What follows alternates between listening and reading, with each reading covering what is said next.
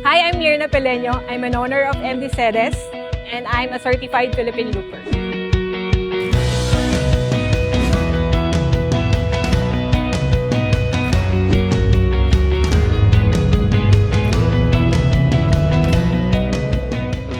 Bakit siya loop? Kasi di ba Philippines, so you have your Luzon, Visayas, and Mindanao. It's up to you to design your itinerary. For Philippine Loop, the requirement is you have to finish it within 30 days. Marami kasing way to do that. So you can use motorcycle, you can use your bike. What I did for my Philippine Loop, I used my MD ZS. You have to start from a gas station because you have to record yung odometer mo, starting point. And you have also to end dun sa gas station na yon. So for us, what we did is, nag-start kami sa Laguna, and then going to Leyte, from Leyte to Mindanao, and then Mindanao, going back to Visayas. Pagbalik namin ng Manila, and then saka namin kinuha yung Luzon. Nagsimula yung idea to join the Philippine Loop. Gusto ko mag-travel within the Philippines kasi ayoko maging dayuhan sa sarili kong bayan. And I invited my friends. Actually, 3 kami. Girl power. I have to prepare a lot. We have to prepare the itinerary first, and we have to submit it to the committee. They have to review din kasi. With my MD ZS, I started with, syempre, check-up. Kasi ang dilemma ko at that time when I did the Philippine Loop, nasa pagitan ako ng second PMS ko. So, hindi ako sure kung magpapa-PMS na ba ako or dun na lang during the loop. I have consulted one of the nearest MD service center. Sabi sa akin is, okay lang yan ma'am kasi marami naman tayong service center along the way. May mga options ako na service center, either Tacloban, Jensan, or may Butuan, and Davao. I was able to do my PMS sa Davao. Places, favorite part ko yung Mindanao. Kasi unang-una, first time ko sa Mindanao. And may mga bago kaming pinuntahan places na sobrang sa akin, nagmarka. We've been to the ground zero ng Marawi. We've been to Jolo as a side trip. And at the same time, may mga bagong places sa Mindanao na napuntahan ako, like yung Katiin, nandun yung Aliwagwag Falls, and then a chance to go to the Pink Mosque. And of course, yung side trip namin sa Cebu na wala sa plano. Sobrang na-enjoy ko yung pababalik-balik ng CCLEX with my MDZS. And then we had a chance to go to the tops, 360-degree na view ng Cebu.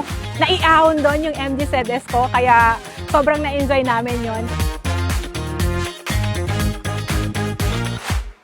Naging dilemma namin or roadblocks din sa Philippine Loop is yung lubak.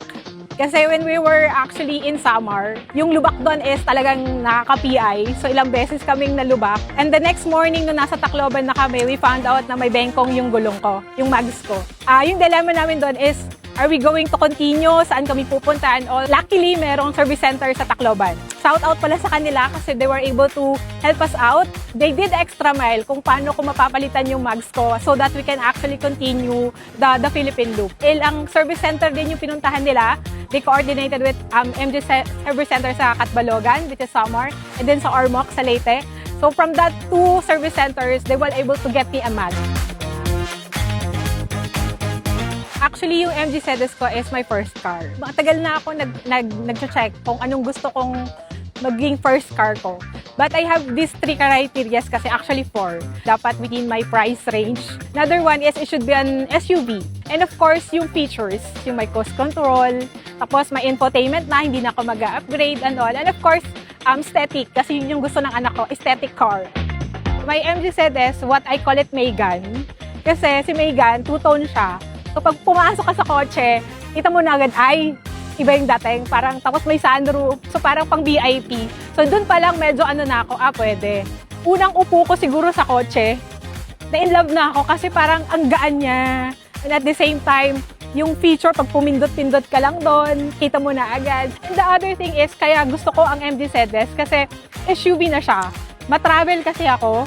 So, and I do a lot of camping and also gusto ko yung kotse, yung car, maraming madadala. With the reviews din ng mga MG owners, hindi kami bitinin, na-test ko na to sa ganyan, sa ganito. So, it makes me comfortable din and confident na kakayanin ng MG Cedes ko yung Philippine Loop. In terms of service, I would say, just to be honest, nung una hesitant ako.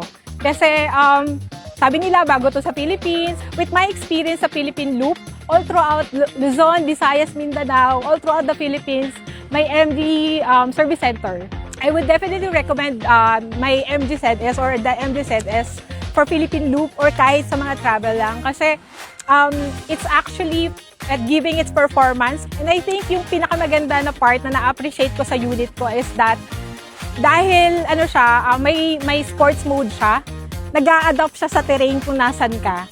So you know, as a first-time driver, wala nang effort masyado, walang takot, kasi yung kotse, mas matalino na sa akin.